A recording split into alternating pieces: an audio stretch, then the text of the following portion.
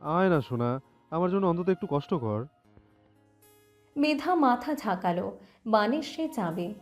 বিধ্বস্ত মেধাকে কোলে তুলে নিল বিহান। এটুকু তার তরফ থেকে মেধাকে দেওয়ার ভরসা, যে ভরসাটুকুন প্রতিটা মেয়ে তার হাজবেন্ডের কাছে আশা করে। বিহান মেধাকে নিয়ে চলে যেতেই অর্পণা তৃপ্ত হাসল। আজ এখানে পাপ্পা উপস্থিত থাকলে অবাক হতো না? হতোই তো।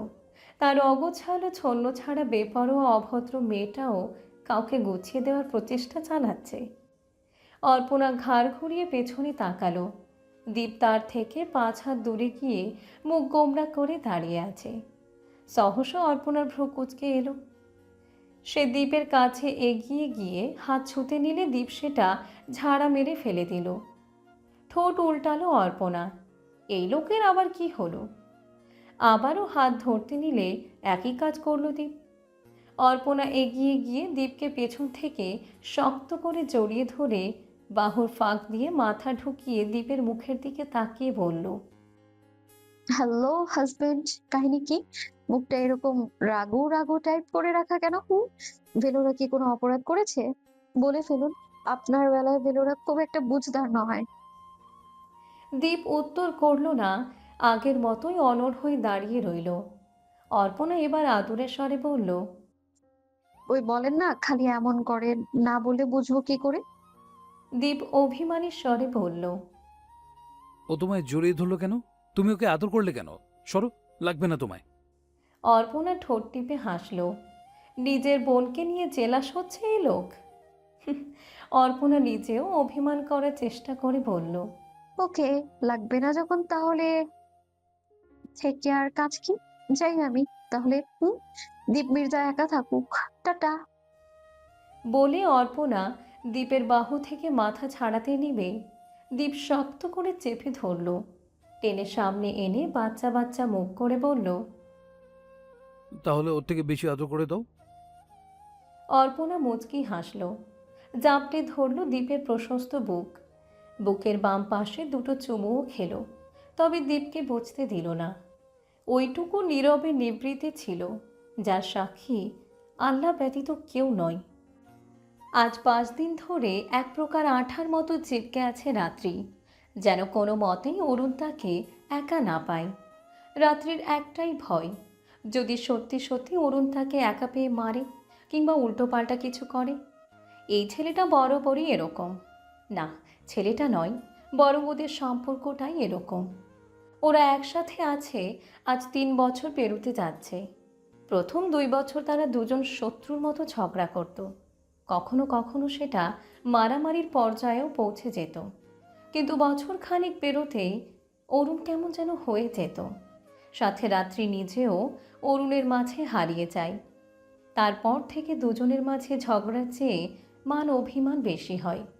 রাত্রি অযথাই রাগ করে আর অরুণ হন্য হয়ে সে রাগ ভাঙায়। অরুণের রাগ ভাঙানোর ধরনটা আলাদা। সবাই আদরে আদরে কথা বলে রাগ ভাঙালেও অরুণ সর্বদা ধমকায়, জোর করে, কখনো কখনো অল্প স্বল্প ছুঁয়ে দেয়। এই ছোঁয়াটাই সবচেয়ে বেশি আহত করে রাত্রিকে। ও বারবার ডুবে যায় এই ছোঁয়াতে। আর সেই ভয়ে 5 দিন ধরে ইরার সাথে চিপকে চিপকে থাকছে। কিছুতেই সে এই বদমাস ছেলেটার কাছে ধরা দিবে না। ফ্রেন্ড সার্কেলে সবাই জানে ওদের বিষয়টা, এসব নিয়ে মজাও নেয়। পল্লব তো মাঝে মধ্যেই ওদেরকে জামাই বউ বলে ডাকে। এতে রাত্রি লজ্জা পেলেও অরুণ বেশ মজা নেয়। সে যেন এসব শোনার জন্য মুখিয়ে থাকে। তাদের মাঝে কনভারসেশনগুলো যেন কেমন হয়ে গিয়েছে। তারা কেন যেন সাধারণ মানুষের মতো ঝগড়া করতে পারে না। দুইজনেই জানে দুজনের মনে কি চলে, একে অপরকে কতটা ভালোবাসে, কিন্তু কেউ স্বীকার করে না। এই ভালোবাসি কথাটা বলা ব্যতীতই বাকি প্রেমিক প্রেমিকার চেয়েও বেশি প্রেম করে ওরা দুজন। রাত্রি যখন ইরার হাত ধরে এসব ভাবতে ভাবতে করিডোর দিয়ে হাঁটছিল, তখনই হাওয়ার বেগে অরুণ ওদের সামনে এসে দাঁড়ালো। রাত্রি ভয়ে ইরার পিছনে চলে গেল অরুণের ঠোঁটে বাঁকা হাসি। ওকে এভাবে দাঁড়াতে দেখে ইরা ভ্রু নাচিয়ে জিজ্ঞেস করলো, কি সমস্যা? এখানে কি চাই? ক্লাস তো শেষ। ক্যাম্পাসে চল, ওইখানে আড্ডা দিব। অরুণ কোনা চোখে পিছনে জড়সড় হয়ে দাঁড়িয়ে থাকা রাত্রিকে দেখে বলল। ওটাকে রেখে যা, একটু পর নিয়ে আসছি। রাত্রি খপ করে ইরার ওড়নাটা টেনে ধরল। রেখে না যাওয়ার জন্য ইঙ্গিত দিতেই ইরা ঠোঁট টিপে হেসে বলল। কেন? ওকে দিয়ে কি কাজ? যা তো অরুণ, মেয়েটাকে ভয় পাচ্ছে। অরুণ ঠোঁট কামড়ে হেসে বলল। ওর ভয় কাটাতেই তো নিজের কাছে রাখতে চাচ্ছি। 5 দিন ধরে কোন স্পেশালের কথা বলে যাচ্ছে জানতে হবে না? আবার চিরশত্রু কার প্রেমে হাবুডুবু খাচ্ছে তাকে দেখতে হবে না? দেখার পর আবার তাকে সাইজ করতে হবে না? জানা এরা, নয়তো তোকেও দুটো চট দিব। রাত্রি ইরার পিছন থেকে ফিসফিস করে বলল। বন্যা ভালো যাস না, এই পাপি আমাকে মেরেই ফেলবে। ইরা ফিসফিস করে বলল। ছেলেটাকে এত জ্বালাস কেন? জানিস তোকে নিয়ে উইক। তুই কেন ওসব স্পেশাল বলে ওকে খোঁচাতে যাস? রাত্রি ব্যঙ্গ করে বলল। তোকে বলেছি সে আমার প্রতি উইক আন্দাজে। ওদের গুজর গুজর ফুসুর ফুসুর শুনে অরুণ ভ্রু কুঁচকে বলল। শালা পরামর্শ করা খতম, আবার যাই রাত, নয়তো দেখিস সত্যি সত্যি মার খাবে। ইরা ঠোঁট উল্টে রাত্রির হাত থেকে ওড়নাটা ছাড়িয়ে সামনের দিকে পা বাড়ালো। সাথে অরুণকে বৃদ্ধাঙ্গুলি দেখিয়ে কংগ্রাচুলেশন জানিয়ে নিজের মতো হেঁটে চলে গেল। ইরাকে যেতে দেখে রাত্রিও ওর পিছন পিছন যেতে নিবে, তখনই ওর হাতটা টেনে ধরল অরুণ। রাত্রি হাত ছাড়াতে চেয়ে তেজি কণ্ঠে বলল। ছাড়ু, আমি কিন্তু ডিএজের কাছে বিচার দেব। অরুণ ওকে টেনে ক্লাসের ভিতর নিয়ে দরজা আটকে দিয়ে দেয়াল ঘেঁষে দাঁড় করিয়ে বলল। কি বিচার দেবে? তোকে কি করেছি আমি? কিছুই করিনি, বলার মতো কিছু নেই, কিন্তু এখন করব। বিচার দেওয়ার মতো অনেক কারণ বানিয়ে দেব। কথাটা বলে একদম রাত্রির কাছে গিয়ে দাঁড়ালো, একদম অনেকটা কাছে। তাদের মাঝে 2-3 ইঞ্চি দূরত্ব। রাত্রি হাঁসফাঁস করে উঠল। ও দূরে যা, নয়তো নয়তো আমি কিন্তু ক্যারাটে জানি। অরুণ ভালো করেই জানে এই ননির পুতুল ওসব কিছুই পারে না, শুধু পারে তার সাথে রাগ করতে, খোঁচা দিতে আর চালাতে। সাথে ঝগড়া করা যেন রক্তে মিশে আছে। যদিও এসব ঝগড়া অরুণের ভালোই লাগে, খোঁচা দিলে এরকম আটকে দিয়ে ভেবেই বাঁকা হাসল। পরপর ভয় পাওয়া ভঙ্গি করে বলল। ওফস, ভয় পেলাম, মারিস না প্লিজ। রাত্রি নাক মুখ কুঁচকে বলল। নাটক না করে সরল, তুই অত্যন্ত অসভ্য। অরুণ একটু ঝুঁকে ফিসফিস করে বলল। তাহলে আরেকটু অবদ্ধতা করে। আবেশের চোখ পিটপিট করে উঠল রাত্রির, তবু কণ্ঠ ঝাঁঝালো করে বলল। অসভ্য একটা, ছাড় বলছি। কি সব করে যাচ্ছিস? উফ, ছাড় না। অরুণ রাত্রির মুখের একদম কাছে মুখ নিয়ে গরম নিঃশ্বাস ফেলে বলল। দিব না, আগে বল কে তোর সেই স্পেশাল পার্সন? আমি একটু তার খোরমাটা দেখতে চাই। রাত্রি মুখ বাঁকিয়ে ভাব নিয়ে বলল। আছে। তোকে কেন বলবো? সত্য অরুণ। বলে অরুণের বুকে হালকা করে ধাক্কা দিতেই অরুণ সেই হাতটা আটকে দিল। সযত্নে হাতটা টেনে নিয়ে তাতে ঠোঁট ছোঁয়ালো। কেঁপে উঠল রাত্রি। আরও বার কয়েক ঠোঁট ছুঁয়ে নিজের গলার ভাঁজে রেখে অন্য হাত দিয়ে রাত্রির অপর হাত কবজা করে নিল। হাতের আঙ্গুলে আঙ্গুল গলিয়ে দিয়ে দেয়ালের সাথে সেট করে রাখল। পরপর ঝুঁকে গিয়ে রাত্রির কানের লতিতে চুমু খেল। এবার যেন নিজেকে সামলানো দায়। রাত্রি আবেশে চোখ বন্ধ করে অরুণের ধরে থাকা হাতটা শক্ত করে ধরল। হাসল অরুণ। এই ভীতু হরিণীর সকল লম্ফঝম্প ওর একটু ছোঁয়াতেই শান্ত হয়ে যায়। অনেকটা সময় নীরব থাকার পর রাত্রি ভাঙা কণ্ঠে বলল। এইসব কেমন ব্যবহার অরুণ? এইসব কিন্তু ঠিক না। অরুণ রাত্রির চুলে নাক ঠেকিয়ে আলতো চুমু খেয়ে বলল। আমার ব্যবহার এমনই, বারবার তোর সাথে এমন করব, খুব কাছে আসবো আর ছুঁয়ে দেব, কিন্তু তুই বাধা দিতে পারবি না, কারণ তুই বাধা দিলে আমি আরো বেশি করে আসবো। ইউ নো না অরুণ কতটা জেদি? রাত্রি ভ্রু কুঁচকে রাগী কণ্ঠে বলল। আমার কাছে কেন আসতে হবে? পৃথিবীতে কি মেয়ের অভাব পড়েছে? ওদের কাছে যা। এবার যেন রাগ হলো অরুণের। এসব কথা তার একদম পছন্দ না। সে কি সব মেয়েকে ভালোবাসে নাকি যে ওদের কাছে যেতে যাবে? সে তো এই ঝগড়ুটে মহিলার মাঝে মন হারিয়েছে, তাই তো ওর কাছে আসে। রাগ সামলাতে না পেরে দাঁতে দাঁত চেপে বলল, তোর কাছে এসেছি বলে এই কথাটা বললি তো? আমাকে তোর ওসব বাজে ছেলেদের মতো মনে হয়, তাই না? ঠিক আছে, অপবাদ যখন দিয়েছিস তখন মেনে নিলাম।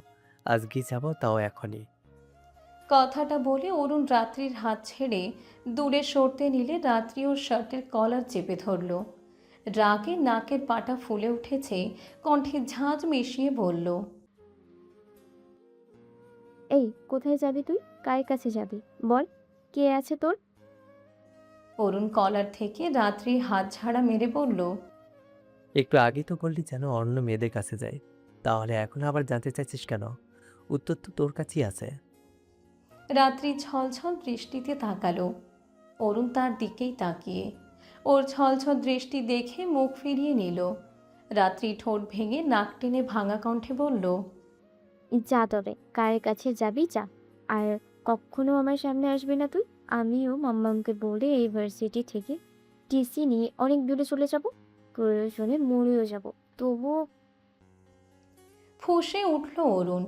রাত্রির হাতের কনুই চেপে ধরে নিজের সাথে মিশিয়ে নিয়ে দাঁতে দাঁত চেপে বলল, তুই কি চাস আমি তোকে আরো গভীরভাবে ছুঁয়ে দেই?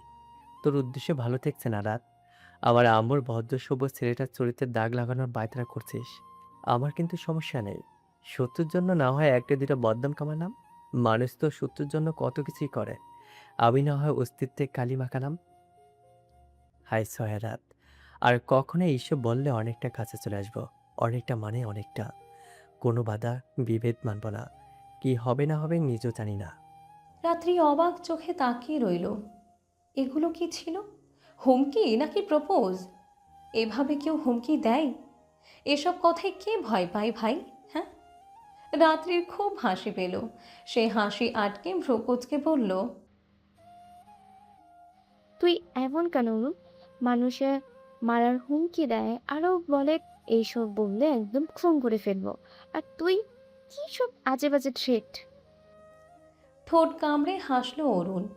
আর একটু কাছে গিয়ে গালে গাল ঠেকিয়ে গভীর শ্বাস টেনে বলল,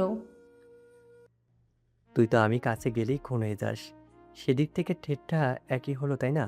আর কখনো এসব বললে তোকে একদম নিজের সাথে ফিসের দম আটকে মেরে ফেলবো। অনুভূতির দোলাচলে ডুবে যাচ্ছে রাত্রি। অরুণটা এমন কেন? যা বলার একদম সরাসরি বলে দেয়। এসব কি মেনে নেওয়ার মতো? রাত্রির বুঝি অস্বস্তি হয় না? ভিতরটা তো অনুভূতির জোয়ারে উলট পালট হয়ে যাচ্ছে। রাত্রি ঢোক গিলে বলল, কেউ চলে আসবে, চল না নিচে যাই। কেউ দেখলে কি ভাববে বলতো? অরুণ ঠোঁট কামড়ে বলল, কি হয়েছে রাত? এমন করছিস কেন? তাকান আমার দিকে প্লিজ রাত। রাত্রি অযথায় লজ্জায় নইয়ে গেল। অতিমাত্রায় ফর্সা গালটা গোলাপি গোলাপি ভাইব দিচ্ছে। রাত্রির চেহারায় কাঁটায় কাঁটায় সৌন্দর্য। এই সৌন্দর্যের মোহে কত পুরুষ ফেসেছে তার ইয়ত্তা নেই। তবুও রাত্রি অরুণকেই ভালোবাসে। সারাদিন মুখে বলে কোরিয়ান ড্রামার নায়কদের মতো ছেলে পেলে বিয়ে করবে, নয়তো না। অথচ মন প্রাণ দিয়ে বসে আছে এক তামাটে বর্ণের ছেলেকে। একেই বোধহয় মনের আন্দোলন বলে। এটা হুট করে কার জন্য আন্দোলিত হয় সেটা বোধহয় মনটা নিজেও জানে না। সিঁড়ি বেয়ে নিচে নামতে নিতেই আদ্রিয়ানকে উপরে উঠতে দেখা গেল। ইরা থমকে দাঁড়িয়ে আদ্রিয়ানের দিকে তাকিয়ে রইল। লোকটার চোখ মুখ বড্ড মলিন দেখাচ্ছে। চোখের নিচে কালো দাগ পড়ে আছে। কে জানে কতদিন ভালো মতো ঘুমায় না লোকটা। দুজন মুখোমুখি হতেই আদ্রিয়ান এক নজর ইরার দিকে তাকালো, পরপর চোখ নামিয়ে নিয়ে প্রশ্ন করল। অর্পণা আজ আসেনি? ইরা আদ্রিয়ানের মুখের দিকে তাকিয়ে থেকেই বলল, এখনো ওর খোঁজ খবর কেন নেন আপনি? ও তো ম্যারিড। আই গেস অর্পণা ওর হাজবেন্ডকে ভালোবাসে ফেলেছে। আপনি মুভ অন করে নিজের মতো বাঁচার চেষ্টা করুন, নতুন করে জীবন শুরু করুন। আদ্রিয়ান মলিন হাসল। সেই হাসিতে কত শত অসহায়ত্ব দেখলেই ইরার বুকটা কাঁপে। ইরা এদিক ওদিক নজর সরিয়ে বলল, আপনাকে খুব বিধ্বস্ত লাগছে। আপনার সত্যি মুভ অন করা উচিত। আদ্রিয়ান ঠোঁট চেপে চোখের পানি আটকানোর চেষ্টা করে বলল, অর্পণা কি আজকেও হসপিটালে যাবে? সেজন্যই আসেনি। কয়টার দিকে যাবে কিছু বলেছে? ইরার রাগ হলো। যে ওনার ভালোবাসার মূল্য দেয় না, তার জন্য এক সাগর ভালোবাসা নিয়ে বসে আছে, অথচ যে ওনার একটুখানি নজরের কাঙাল, তাকে দেখার প্রয়োজন মনে করছে না। আসলেই মানুষ মরীচিকার পেছনে ছুটতে বেশি পছন্দ করে, যেমনটা সে নিজেও করছে। ইরা হালকা মেজাজ দেখিয়ে বলল, জেনে কি করবেন? আবারও হসপিটালের সামনে গিয়ে দাঁড়িয়ে থাকবেন? কি দরকার এই এক ঝলক দেখার? ওকে দেখলে আপনার ক্ষত কমবে নয়, বরং আরও বাড়বে। ইরার মুখে এসব কথা শুনে ভ্রু কুঁচকাল আদ্রিয়ান। পরপর মুখে রাগ ফুটিয়ে বলল, এত কথা বলছো কেন মেয়ে? তোমাকে বোন মনে করি বলে তোমার কাছে জানতে চাই, নয়তো আদ্রিয়ান কাইসার কারোর কাছে নিজের গুপ্ত অনুভূতি প্রকাশ করার মতো দুর্বল মানব নয়। বলতে না চাইলে এখন আসতে পারো, ওর খোঁজ নেওয়ার হাজারটা ওয়ে আছে আমার কাছে। কথাটা বলে আদ্রিয়ান সামনে হাঁটা ধরল। ইরা তপ্ত শ্বাস ফেলে গলাটা হালকা উঁচিয়ে বলল, শুনেছি দুইটাই যাবে, এখন বোধহয় রওনা দিয়ে দিয়েছে। আদ্রিয়ান থেমে গেল, দ্রুত ব্যাক করলো নিচের দিকে। এক প্রকার হনহন করে হেঁটে গেটের দিকে চলে গেল। আদ্রিয়ানের অবস্থা দেখে ইরার চোখ জোড়া ছলছল করে উঠল। নিজে ভিন্নধর্মী হওয়ার পরেও একজন মুসলিম ব্যক্তির প্রতি ভালোবাসা অনুভব করার মতো পাপ সে করে ফেলেছে। আদ্রিয়ান যখন অর্পণার মাঝে ভালোবাসার প্রবাহ ছড়িয়ে দেওয়ার আপ্রাণ চেষ্টায় মেতে থাকত, আর অর্পণা বারবার আদ্রিয়ানকে ইগনোর করত, তখন ওকে দেখলে খুব মায়া হতো ইরার। সেই মায়া থেকে ধীরে ধীরে ভালোবাসা তৈরি হওয়ার পর ইরা যখন সেই অনুভূতির আঁচ পেল, তখন নিজেকে বড্ড অপরাধী মনে হলো। সে যদি মুসলিম ঘরের সন্তান হতো, তাহলে না হয় কিছু একটা ভাবা যেত, ভালোবাসাটুকু প্রকাশ করা যেত। কিন্তু তা তো হওয়ার নয়। একটা খ্রিস্টান ধর্মের মেয়ে হয়ে সে কিছুতেই নিজের অব্যক্ত অনুভূতিটুকু ব্যক্ত করতে পারবে না। তাই খুব করে ঈশ্বরের নিকট আবদার করেছিল যেন ভালোবাসার মানুষটা ভালো থাকে, অর্পণা যেন আদ্রিয়ানকে মেনে নেয়। কিন্তু সেটাও হলো না। শেষ মুহূর্তে অর্পণা দীপকে বিয়ে করে নিল। সে তো খুব চেষ্টা করেছিল, অর্পণাকে অনুরোধ করেছিল যেন দীপকে বিয়ে না করে, কিন্তু অর্পণা তার কথা শুনল না, বিয়েটা করেই নিল।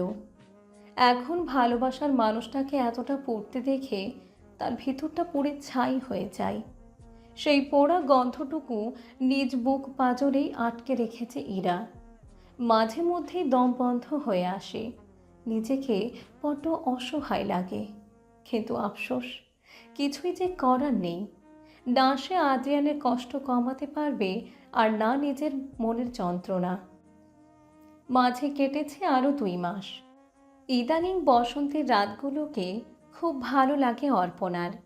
আগে এরকম অনুভূতি কখনো আসেনি। হয়তো এসেছিল, কিন্তু সেগুলো অনুভূতির তিক্ততায় চাপা পড়ে গিয়েছে। এখন নতুন করে ভালো লাগা কাজ করে। মাঝে মাঝে দ্বীপের বারান্দায় থাকা ক্যাকটাস গাছটাকেও বড্ড মনোরম ঠেকে তার কাছে।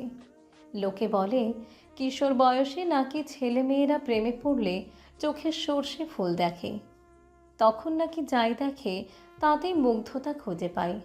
করলা ভাজিতেও নাকি মিষ্টি মিষ্টি স্বাদ পাওয়া যায়। কিন্তু অর্পণা তো কিশোরী বয়স ছেড়ে রমণীতে পরিণত হয়েছে।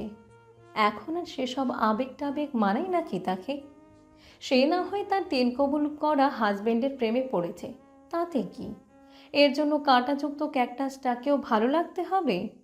নিজ মনের অবান্তর চিন্তাগুলোকে দূরে সরিয়ে বারান্দা থেকে বেরিয়ে এলো অর্পণা। রুমে এসে এদিক ওদিক চোখ বোলানোর পরেও দীপকে খুঁজে পেল না। হালকা চিন্তিত হলো। লোকটা তো ঘুমেছিল, তাহলে হঠাৎ করে কই গেল?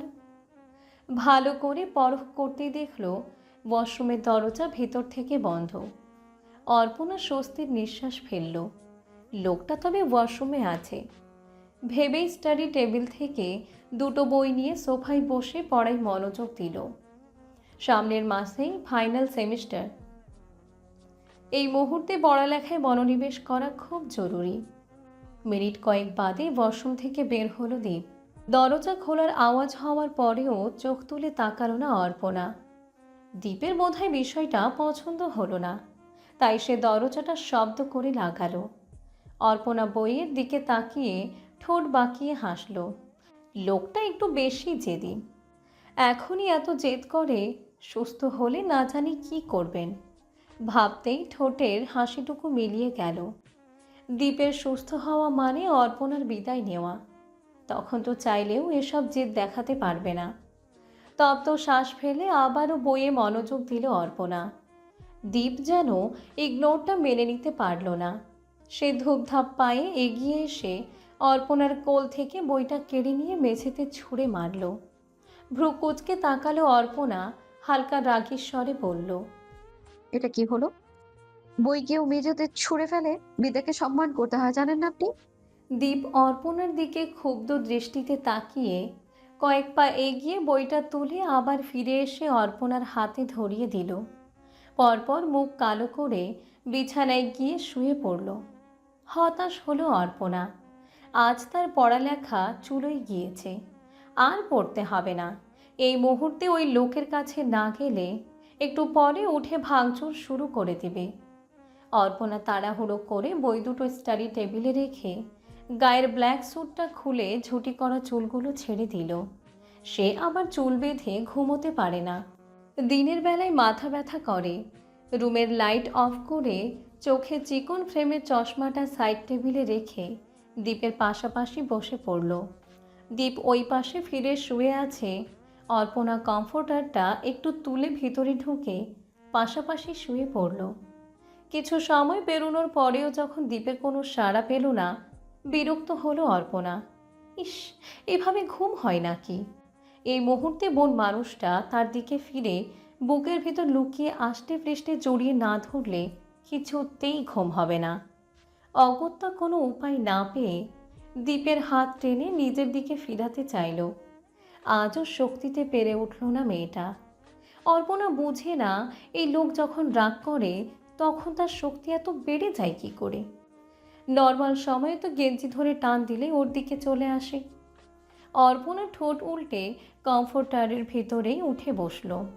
এক প্রকার ইঁদুরের ছানার মতো দীপের পেট বেয়ে ওর সামনে গিয়ে পৌঁছালো। দীপ তখনও বুকে হাত বাজ করে অনড় হয়ে শুয়ে আছে, যেন হাত সরালেই মহাভারত অশুদ্ধ হবে। অর্পণা জোর খাটিয়ে দীপের ভাঁজ করা হাতটা একটু উপরে তুলে ফাঁকা জায়গাটায় মাথা ঢুকিয়ে দিল। দু হাতের ফাঁকে মাথা আটকে থাকায় দম বন্ধ হয়ে যাওয়ার জোগাড়। অর্পণা জোরে জোরে শ্বাস টেনে অস্ফুট স্বরে বলল, আল্লাহ, মরে যাচ্ছি, হাতটা একটু ঢিলে করে ধরুন। ওপাশ থেকে কোনো প্রতিক্রিয়া পাওয়া গেল না। অর্পণা ছটপট করে নড়ে উঠতেই দীপ হাতের ভাঁজ থেকে এক হাত সরিয়ে অর্পণার কোমর পেঁচিয়ে নিজের সাথে মিশিয়ে নিয়ে এক পা অর্পণার উপর তুলে দিল। এবার শান্তি লাগছে অর্পণার। গত 4 মাস ধরে এভাবে ঘুমাতে ঘুমাতে এক প্রকার অভ্যস্ত হয়ে গিয়েছে সে। প্রথম প্রথম যখন এই দানব আকৃতির লোকটা তাকে সাপের মতো পেঁচিয়ে ধরত, তখন মনে হতো এখনই দমটা বেরিয়ে আত্মাটা আল্লাহর নিকট চলে যাবে। আর এখন এভাবে পেঁচিয়ে না ধরলে অস্বস্তি হয়, ফাঁকা ফাঁকা লাগে। অর্পণা বারান্দা থেকে প্রস্থান নিয়েছে কম করে হলেও আধ ঘন্টা হবে। আদ্রিয়ান এখনও বারান্দার দিকে এক দৃষ্টিতে তাকিয়ে আছে। চোখ দুটো অনড় হয়ে অর্পণাকে আরও এক নজর দেখার প্রত্যাশা চালাচ্ছে। কিন্তু সেই পাষাণ মানবীর আসার নাম নেই, আসার কথাও না। এতক্ষণ তো দাঁড়িয়ে কফি খাচ্ছিল, খাওয়া শেষ, চলে গিয়েছে। আসার তো কথা নয়। তবুও মন মানল না আদ্রিয়ানের। সে চেয়েই রইল। এক দৃষ্টিতে তাকিয়ে থাকতে গিয়ে খেয়াল করল হুট করে রুমের লাইট অফ হয়ে গিয়েছে। খানিক বাদে রুম জুড়ে ফুটে উঠল হালকা সোনালি আভা।